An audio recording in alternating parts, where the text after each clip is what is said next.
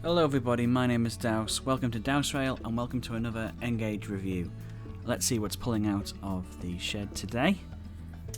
And I'm really excited about this one. This is, as you might be able to tell already, an LMS Class 5 or Stanier class, also known as the Black 5 locomotive. And look at her. This took a long time to get to me. I bought it secondhand and it got lost in the post for a couple of weeks and then magically arrived, and I had all sorts of low expectations for it because I was like, it's taken such an effort to get here. But when it did finally arrive, I have been nothing but impressed by just how good this locomotive is. They were built between 1934 and 1951.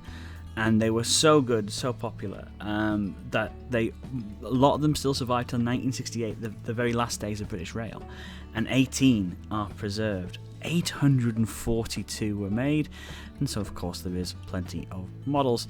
And this one is by Graham Farish, so we're going to take a closer look at her and see if she was worth the £65 I paid for her. So let's pull her away and take a closer look. So here's the box. Standard Graham Farish affair. Yes, do not overdo it. Don't run it on dirty, dusty track. Keep cats away from it, which in this house is difficult. Yeah, number 1801, Class 5 LMS. So 460. But that's a box. It's as boring as you get. But here is the locomotive itself. Like I said, they were known as Black 5s, which I think is fairly self-explanatory. They were designed as a do-anything, go-anywhere kind of locomotive, really workhorse. Now, what you might be able to see there, that this has tender pickups, which I believe owes a lot to why it runs so well. There's the undercarriage, which is where most of you clever clogs will be able to tell me what year this model was made. And so let's first of all look at the tender. And it's very nice. It looks. I love that. I love that particular style of the LMS kind of logo on the side. Yeah, all looks very nice. Nice bright red. The colours are really, really vibrant on it. You can see the cable that basically operates the tender and then goes into the cab. You can still see a little bit of the motor popping out of the cab, but it's not as pronounced as it was last week on the 4F we reviewed. And there's a quick look at the front of it. Let's take a closer look at the actual locomotive itself. Really lovely.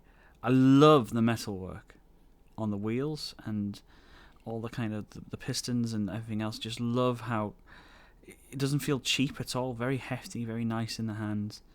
And they're 5041 on the front of it. Right, enough touching. Let's go put it on the track. And I thought today freight would probably be the most appropriate, even though they did literally everything for LMS. I thought today some freight would be nice, so off she goes.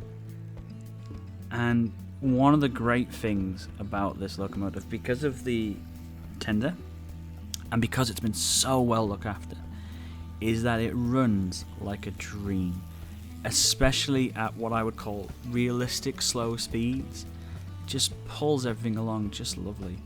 Look at that. Going around the track, coming around that corner, bit leery, but you know, I thought I'd show it off. But yeah, just really smooth operation at low speeds, and really can see the difference between. And lots of people say, "Oh, you should put tender pickups in." I go, "Do you really see the benefit?" And this locomotive, I think, really does show the benefit of that. £65. I think I paid a COVID fair price, but it is probably my favourite locomotive now in my collection.